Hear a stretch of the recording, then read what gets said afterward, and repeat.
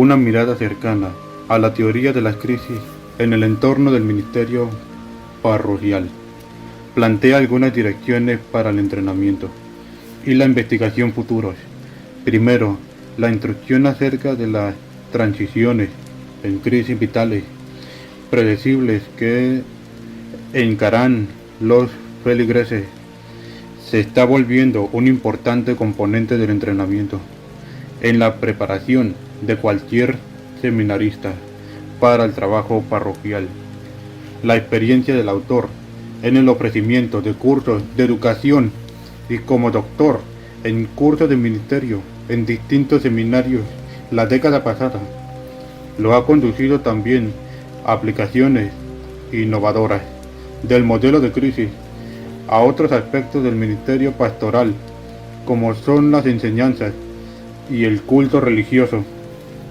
Por ejemplo, el Lester de 1985 conformó un doctorado para un proyecto de ministerio que aplicaba las 4 tareas de resolución de la crisis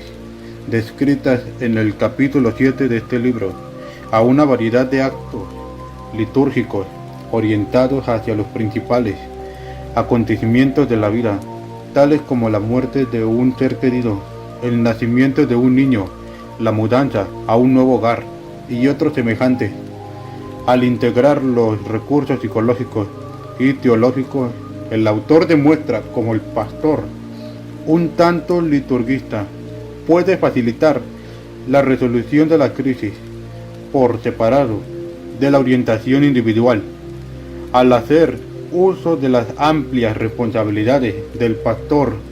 con la congregación. En segundo lugar, el entrenamiento en consejería pastoral supervisada debería incluir tanto la intervención en crisis de primera como de segunda instancia. Para los casos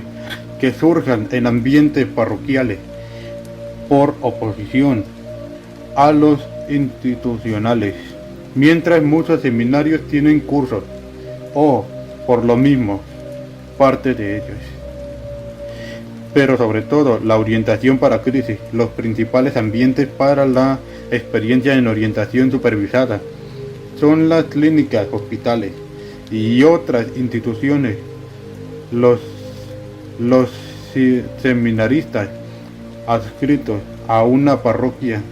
y los pastores que buscan incrementar sus habilidades en orientación con frecuencia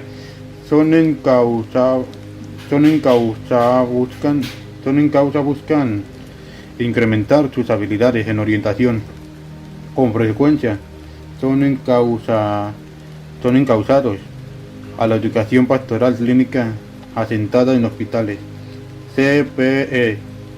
por ser siglas en inglés, en cuyos programas reciben la supervisión intensiva con pacientes hospitalizados. También se encausan a centros de orientación, en los que su carga de pacientes está conformada de nuevo por personas que han buscado asistentes y asistencia con orientación profesional. Las desventajas de tal disposición es que no da experiencia al ministro para lidiar con la crisis que confrontará él y ella en los ambientes parroquiales, como son aquellas que no han recibido todavía la atención de los terapeutas capellanes en hospitales o clínicas. Es más, el entrenamiento en orientación en un ambiente institucional no da al pastor experiencia en el uso de la ventaja natural que tienen los ministros como consejeros para la crisis, como son las relaciones en curso con las familias y el uso de los recursos de la congregación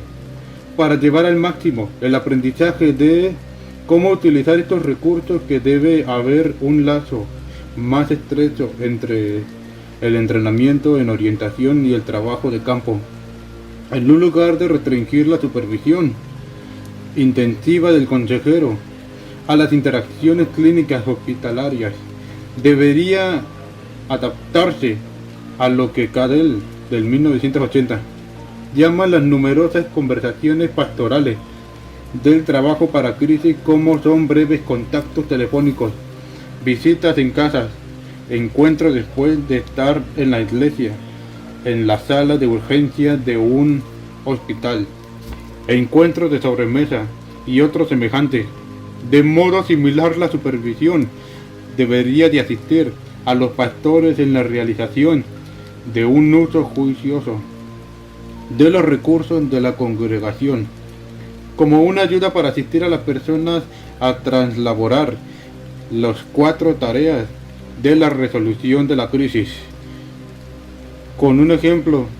la QEU de 1983 otorgó el entrenamiento para intervención en crisis a 8 pastores de iglesias rurales e hizo el seguimiento de estos con 3 meses de supervisión con conferencias telefónicas.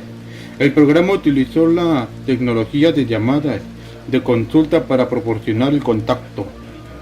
del supervisor a los pastores en ambientes rurales remotos,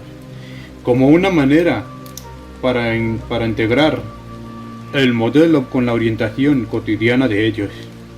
Véase también Léxico de 1974 para una evaluación de este proyecto. Cualquiera que sea el enfoque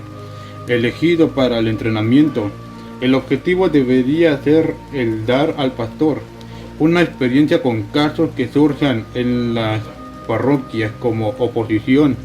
a los ambientes institucionales. En tercer lugar, se necesita una cantidad considerablemente mayor de investigación sobre el número y tipo de crisis vitales que se presentan por sí mismas para los pastores y, de modo más amplio, sobre las mejores estrategias para lidiar con ellas. Griffin, 1980,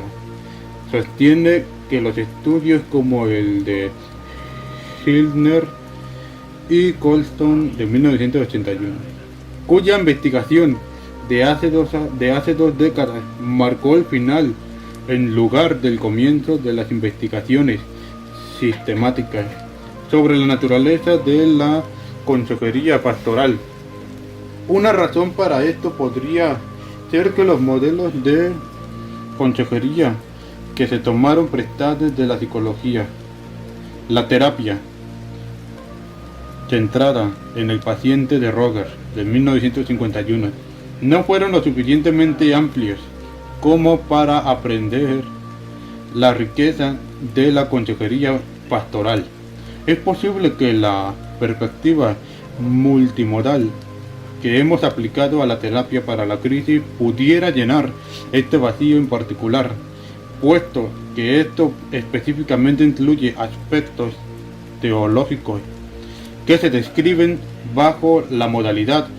cognoscitiva y toma en cuenta el papel de la comunidad religiosa en la resolución de las crisis de los feligreses.